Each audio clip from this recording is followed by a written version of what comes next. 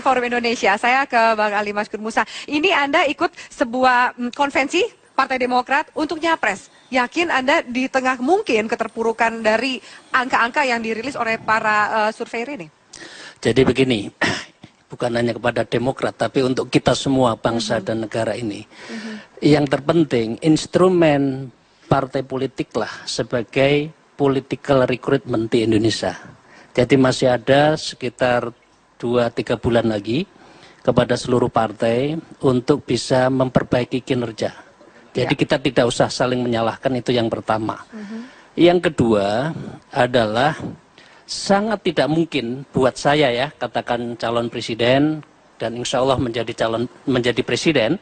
Amin. Kalau elektabilitas dan tingkat partisipasinya itu di bawah 42, itu sangat mempengaruhi terhadap legitimasi seorang presiden.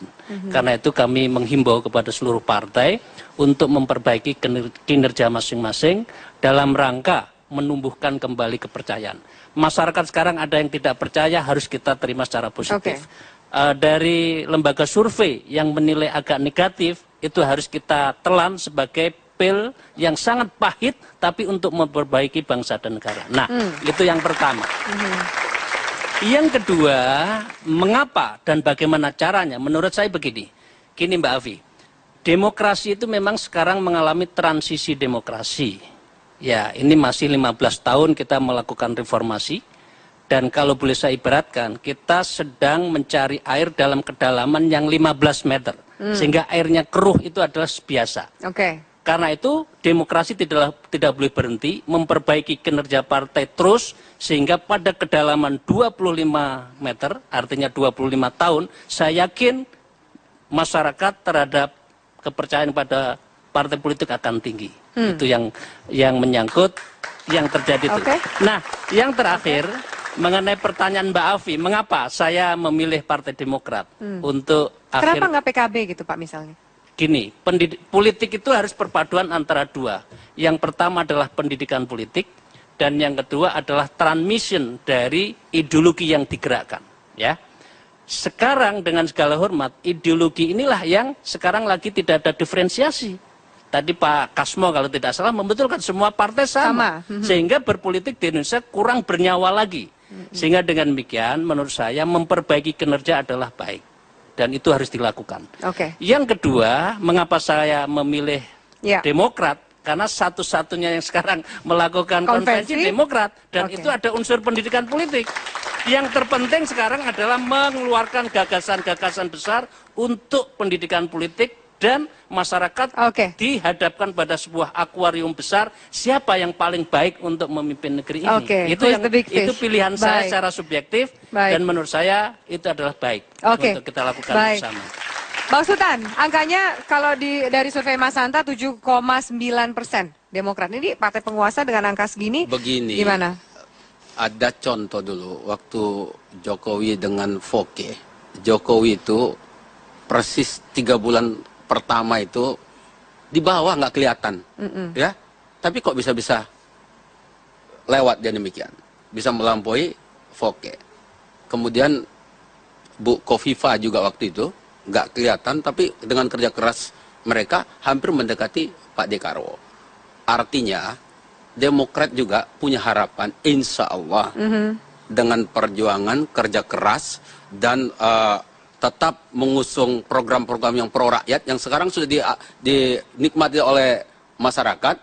Itu kita sosialisasikan dan kita tunjukkan kepada mereka. Bakal ada terobosan baru nih dari Demokrat, ini mau pemilu legislatif, waktunya kurang lebih 2,5 bulan lagi. Pasti ada insya Allah, tapi kan itu kan strategi. Jadi nggak boleh dibuka ya? Ya strategi mana boleh, kalau dibuka bukan strategi lagi, itu umum namanya itu. Ya kan bocoran Bang, supaya masyarakat tahu loh Bang, apa sih yang akan dilakukan begini, gitu. Oleh sebab, iya tadi, tetap kita bekerja keras untuk rakyat, kita tunjukkan bahwa Partai Demokrat sudah memberi bukti, bukan janji lagi.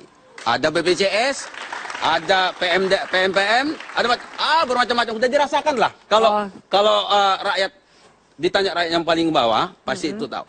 Tapi tadi ada yang bilang, sama saja katanya partai itu. Betul. Memang partai sama. Mana bisa sama dibikin LSM? Kan berbeda. Partai itu tetap adalah alat untuk kita berdemokrasi. Oleh sebab itu, kita mau sampaikan juga bukan hanya ke parpol ya, kepada KPU juga mensosialisasikan agar tidak ada golput. Kalau golput menurut saya kan, kalau ada orang golput, kalau meninggal itu gentayangan, nggak ada yang terima. Benar apa tidak? Ya.